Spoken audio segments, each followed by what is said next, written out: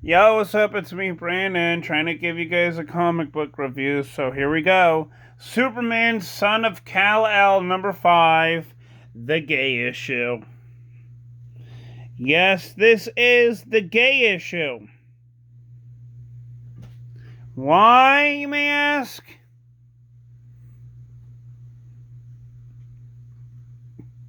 I think we all know why. Yeah, yeah.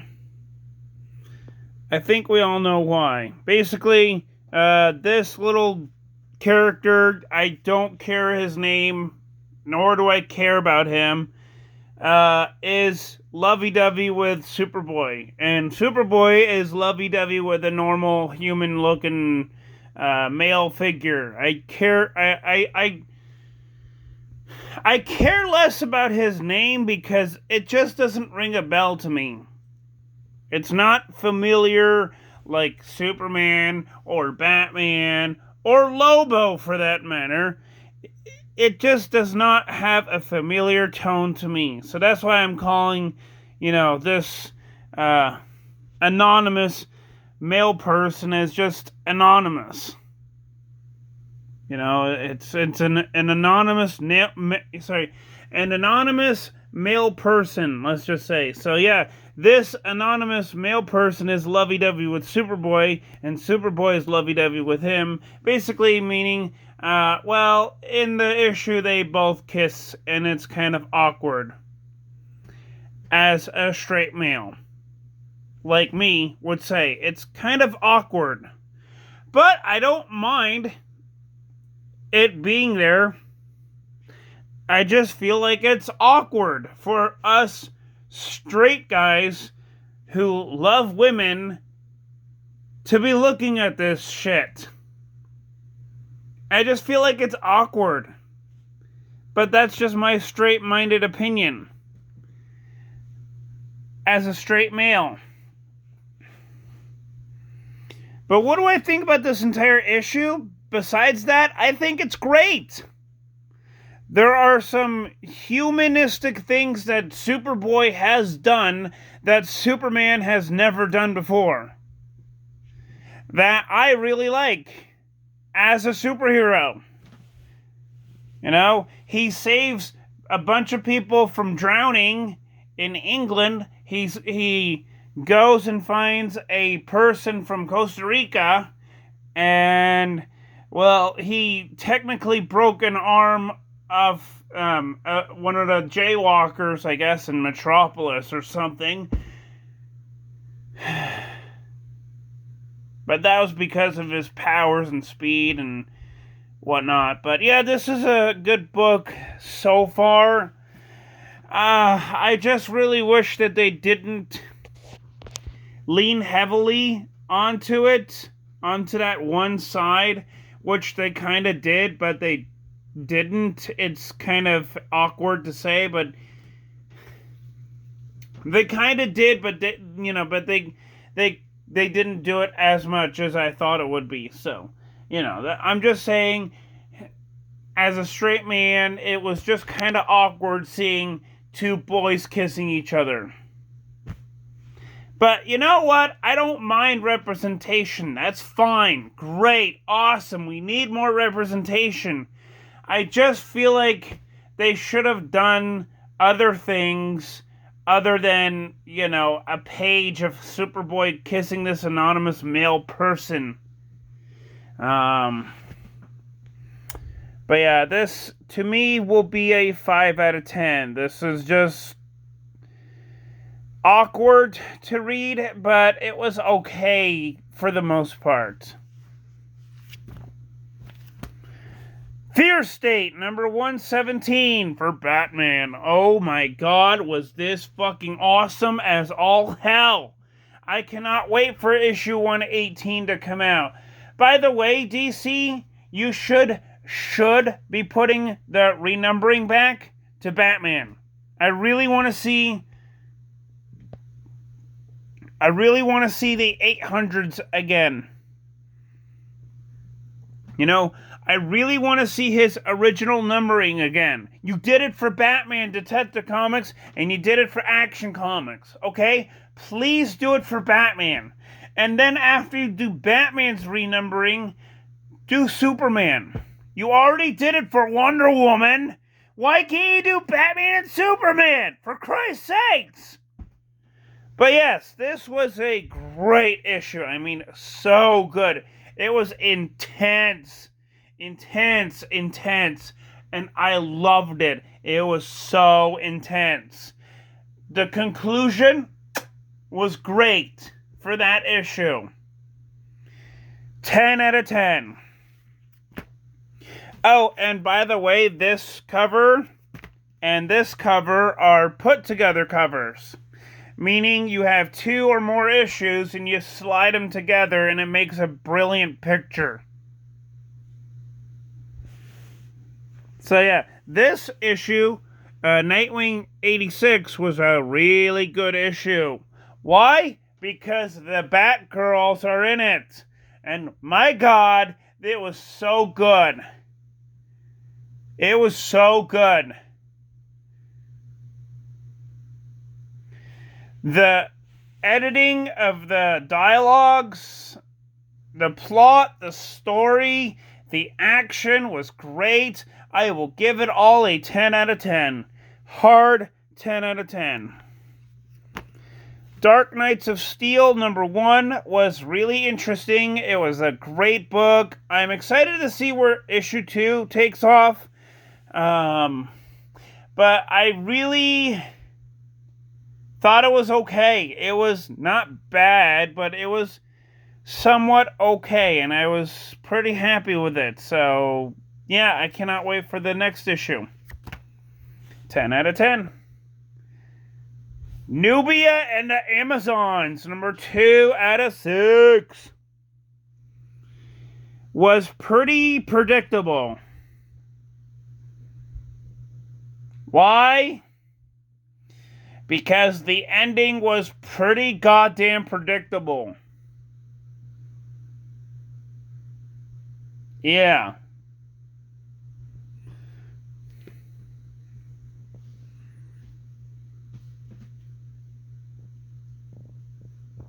It's like the ending was kind of like a feeling of, when Linkara would say, like, oh, this is the body of a true god, or something. And I'm using him as an example because that's what it felt like when I was reading the end. Because at the end, this character's, with the Medusa soul in her, she says, oh, this is the body of a true warrior. It was pretty predictable as all heck. And I'm going to give this a 6 out of 10 just to be nice. Blue and Gold, number 4 out of 6. 4 out of 8. I can't even... My mind is all over the place, but this was a really good book. I mean, my God, this was so good. Heck, this was the best comic book I have read in a while, because this was a great book. Bromance is awesome, and I love it. It's like the best comic book ever, in my own opinion. For a while, things have been, getting predictable, but reading Blue Beetle and Booster Gold, wow, was this great. Why? Because they had bromance. It wasn't totally predictable, and I really loved it. So, yes, 10 out of 10.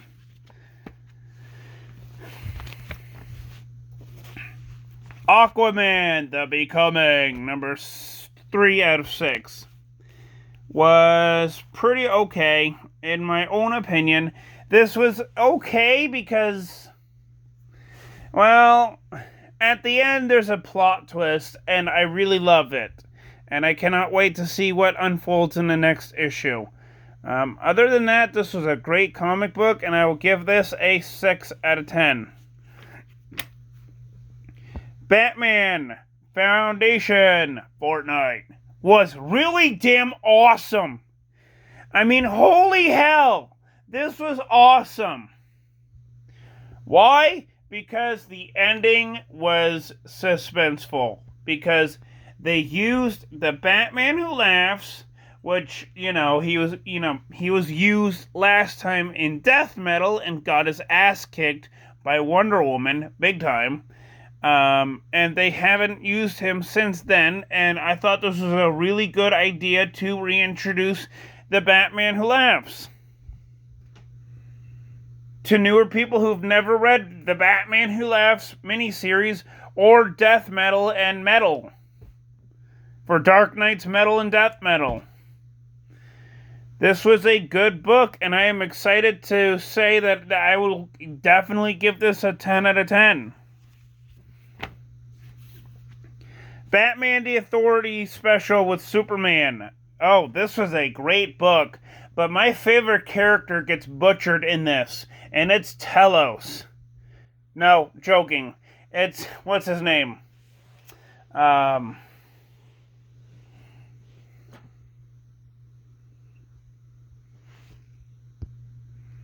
Sorry, I didn't mean to say Talos, because Talos is a Convergence thing, but it's basically the guy, the one-armed Watcher from DC comic books, the one that appeared in Sideways #1. I just cannot remember his name, obviously, off the top of my own head. But yeah, he gets really butchered, and I mean butchered.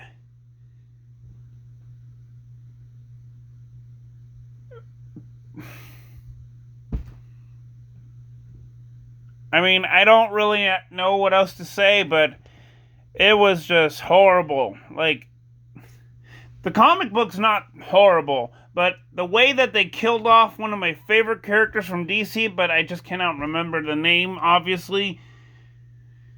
He's from Sideways #1, but wow, did they do a disservice to it. Seriously, they did a disservice to one of my favorite new characters, and it was just horrible to see that. Otherwise, this comic book was great, and this was just really, really on the nose. Really awesome, and I am excited to see where this leads. I really want this to continue on with Batman and Superman Authority. Or, sorry, Batman and Superman. I really want to see how it goes. I want to see it continue on, but honestly, I don't even know if they're going to even continue this line. But yeah, this was a good book, so I will give this a 10 out of 10. Green Lantern #8 was really okay, in my opinion. And I will say okay, because it's getting to the point where I just want to,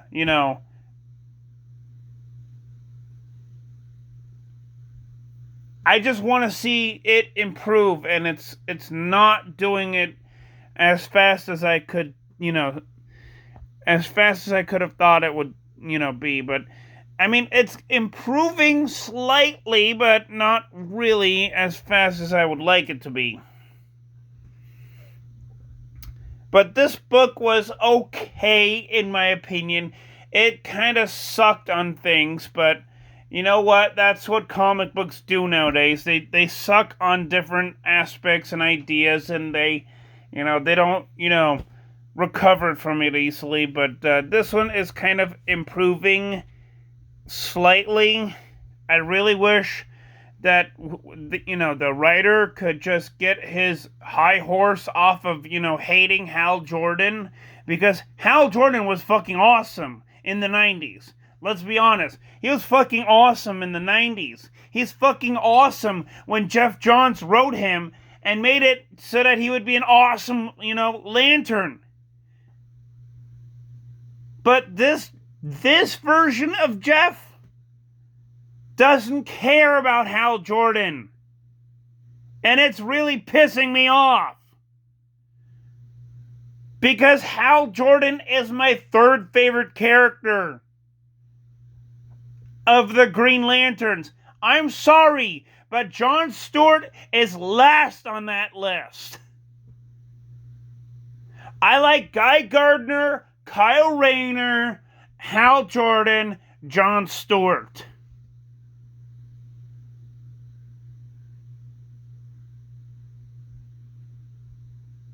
Yeah. I just went the old school route, and you know what? I'm not sorry for that.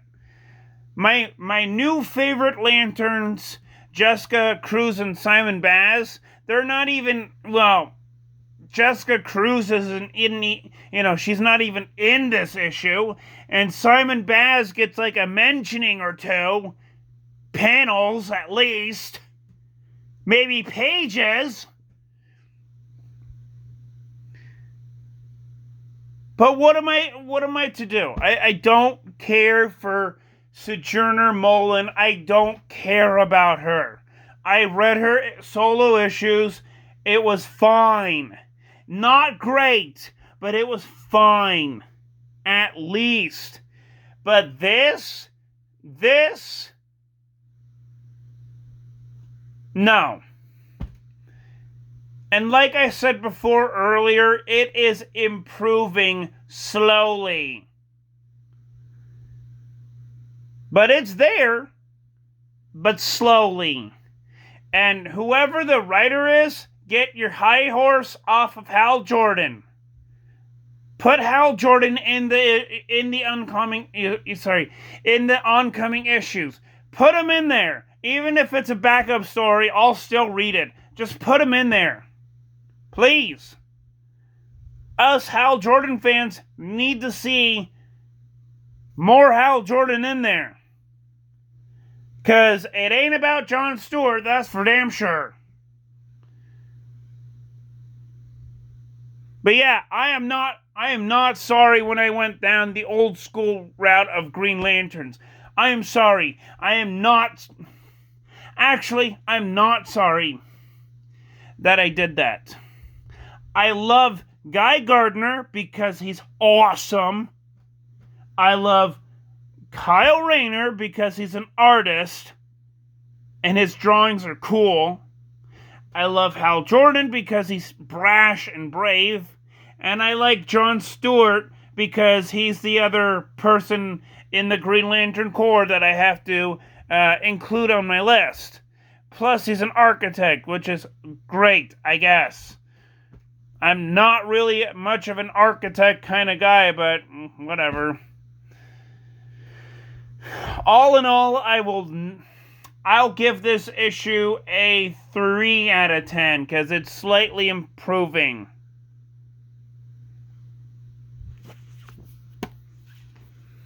Now we got that high horse out of the way, I will say that this issue totally rocks. Why? Oh my god. The gore and the violence? Hell yes. I love this. This is great. This is awesome. And guess what? This character, oh yeah, she's a new character, and I'm loving King Shark and Defacer. I love this issue. This is my type of violent issue.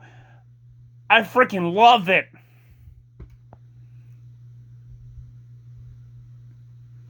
I love it. I love it. Plus, I love it when King Shark devours his enemies. That's pretty damn hardcore right there.